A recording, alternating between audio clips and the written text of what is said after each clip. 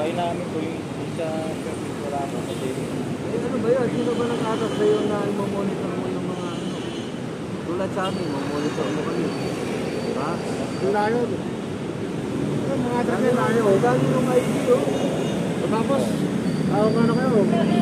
Alam niyo yung patakaran pag walang wala kaya. Ayun mo. Diba kanina pa niya yung anak? Kasi dahil sa nagmamadali po ako yung sa anak ko. Pwede na hospital sa bro. Oo. Balik ang balita baka hindi gumamit ng tricycle. Alam niyo walang warata. Kasi nanganapa kayo hanggang. Oo.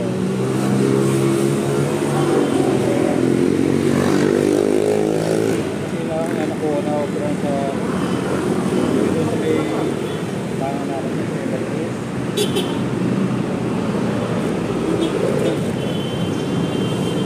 Wala po kayong permit, no?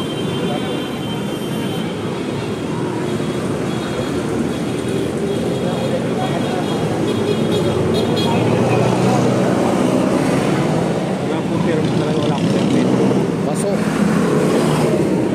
Expired. Talaga wala po permit. Wala po talaga permit. Ako din po ito.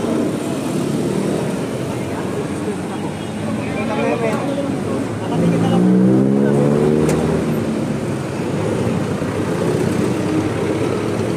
Pero ako po nag-iusap sa inyo, kung hindi po ako mapagbigyan, baka pwede sige po, tigitan nyo na lang yung lisensya ko kasi po kailangan lang po ako sa lahat. Kasi yung wala po, tatalinan po ng siguro. Sobra po. Kaya ako na po nag-iusap sa inyo. Sir, Po, alang-alang po sa amin mo. ano katunayan mo yan? Siya sabi niya. Ano katunayan mo sabi niya? Magpapatigil sa raw ito, sir. Tigitan nyo lang. Kaso, hindi naman yung kasi pinipilitan na response mo kasi ang order nyo. Alam ko yan kung bakit. Sir, kailangan lang po ako sa hospital eh. Ito nga pong katunayan na meron tayo. Kasi kailangan po yan nahuli namin magsasabi na kailangan sila sa hospital. Sabi lahat sila kailangan makawala namin. Kailangan po namin ng katunayan. Kanina lang nagpo-monitor po kayo sa pero kailangan ng hospital. Ito po, wala akong personalan to. Trabaho lang po ito. Kaya, opo. Pero sabi ko nga sa inyo, kailangan namin ng katibayan. Dahil kapag sabi ng hospital, kailangan namin makawala. At tumawag po kayo dito. Kailangan talaga ako, kailangan po ako doon. Kailangan ako sa... Kailangan po ako nakikita. Ano nga pong katunayan, may cellphone po kayo, text, o ano ba ba? Ano po kailangan ba? Katunayan po tayo. Sige ito kami ng katunayan. Wala po kayo nakikita. Hindi po ako doon. Kasi nalapit po. Ano nga po yun, sir? Dahil na-register. Unregistered.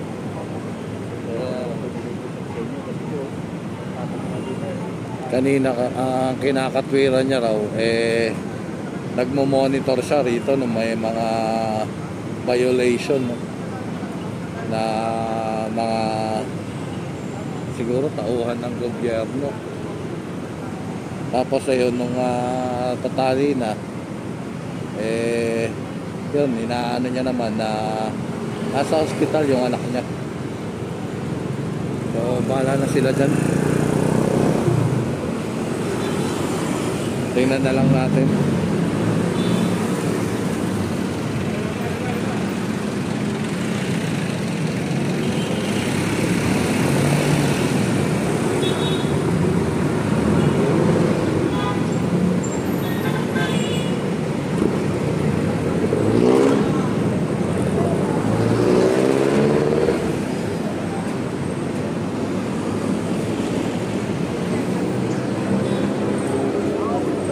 Nakahuli lang.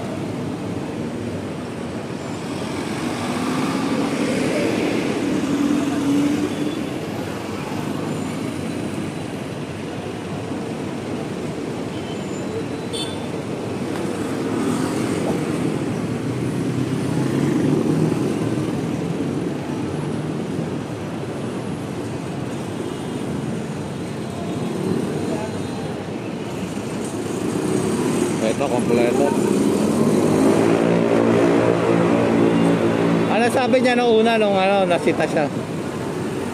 Nung nasita siya, ano sabi nung una? Sabi niya, bro, servisyo din ako.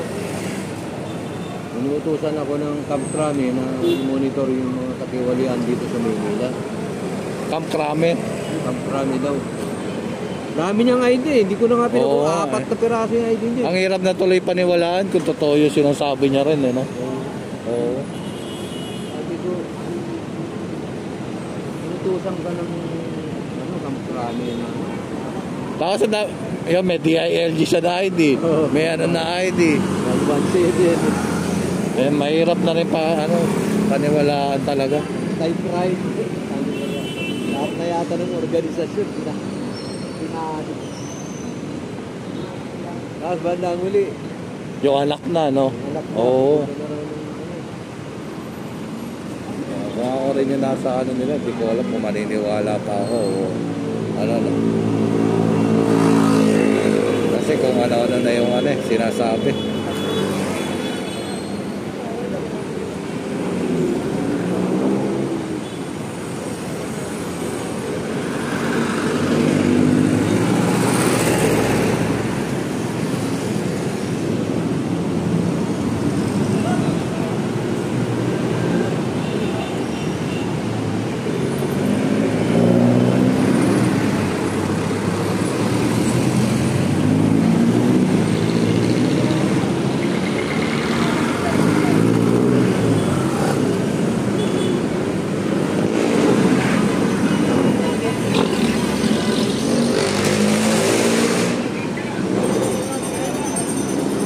Nahuli.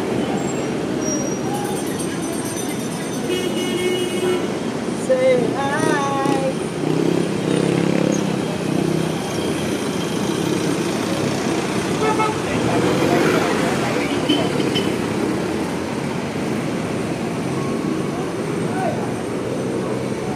So ayan ulit. Ayun ulit. Ito pa. Yun.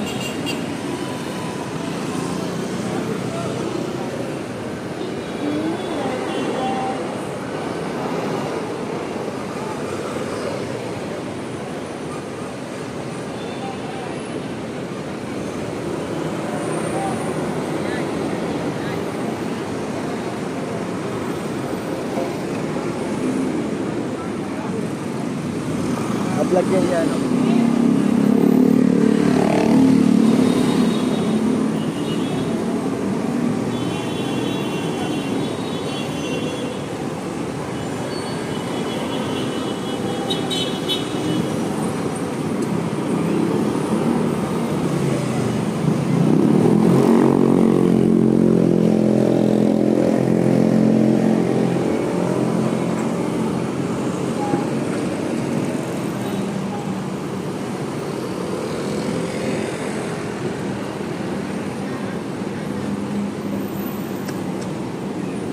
Ay, yung tok-tok meron na ina-apprehend doon.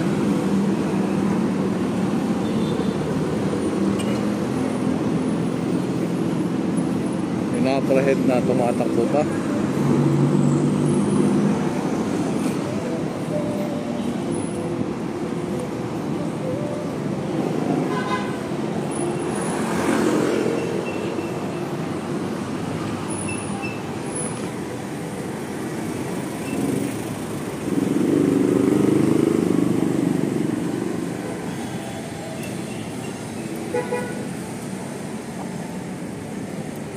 Ano yan, Tay? Lisensya. Tatlo nga yan, kumali yung dalawa. Nakatakbo. Takbo yung dalawa hindi ko makagawa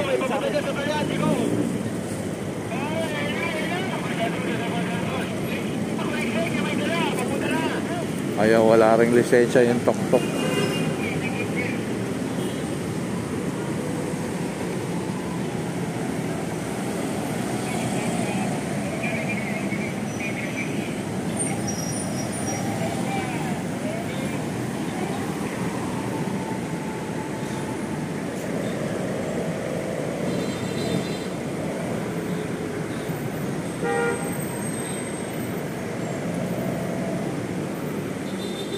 Pinapababa lang yung mga pasahero, dadali na lang yan sa may alian.